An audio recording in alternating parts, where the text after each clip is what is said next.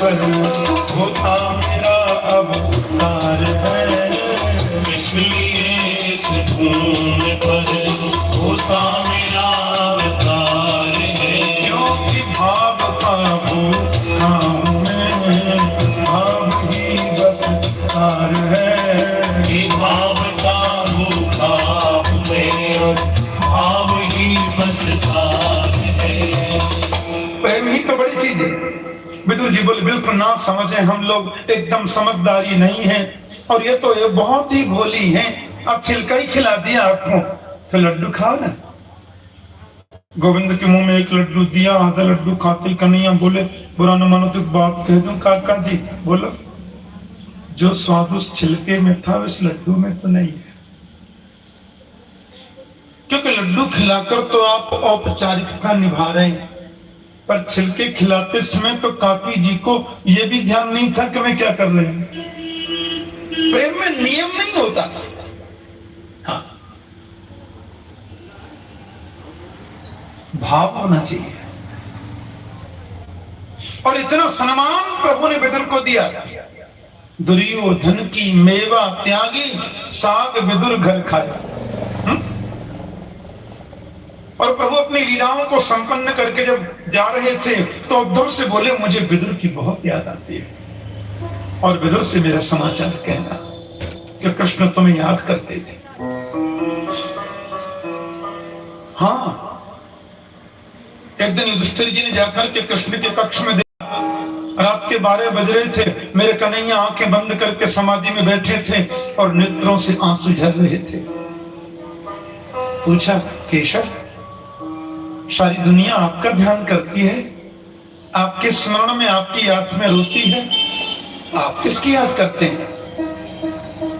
गोविंद बोले बिल्कुल इसी समय पितामह भीष्म मेरे ध्यान में बैठे हैं, और जैसे भक्त मेरी याद करता है ना, वैसे मैं भी भक्त की याद करता हूं। ये यथामाम प्रपद्यन्ते तां तथैव भजाम्यहम्। जैसे भक्त मेरा भजन करता है वैसे मैं भी उनका भजन करता हूं। तुम पुकार कर तो देखो। ढूंढते ढूंढते उद्धव जी आए। भगवान के जाने के बाद श्रीधाम वृंदावन में कलकल न्यादिनी यमुना के तट पर विदुर जी उद्धव को मिल गए। विदुर जी हस्तिनापुर में भगवान के सुधाम गमन की बात बताकर लौट ही रहे थे, ये वृंदावन में मिल गए। अब संसार के लोग जब दो मिलते हैं तो बातें दुनिया भर की करते हैं, भक्त जब दो मिलते हैं तो बातें तो परमात्मा की होती है। गले से गले मिले और दोनों का कंठ अवरुद्ध हो गया, दोनों के नेत्रों से प्रेम के पनारे निकल पड़े। वो भी रो रहे हैं और वो भी रो रहे हैं। वो कहते हैं आप बड़े भाग्यवान हो, तुम्हें प्रभु ने मित्र का दर्जा दिया, तुम्हें गोविंद ने अंतिम उपदेश किया। बोले भाग्यवान मैं नहीं, विदुर भाग्यवान तो आप हो, जिसकी याद मेरा गोविंद स्वयं करता है।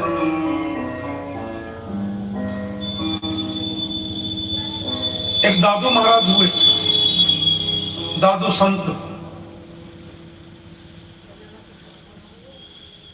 उनके पास दर्शन करने एक सज्जन गए तो देखा वो पड़े हुए, हाँ, मस्ती में पड़े। बोले महाराज आप क्या कर रहे हैं? बोले करना क्या? बोले मैं रोज आता हूँ आपके यहाँ पड़ा हुआ देखता हूँ, आप कभी माला नहीं जपते, कभी भजन नहीं करते, कभी कीर्तन नहीं करते, काय के महात्मा? हाँ, दादू जी बोले कि माला जपहिन कर जपहिन, माला जपहिन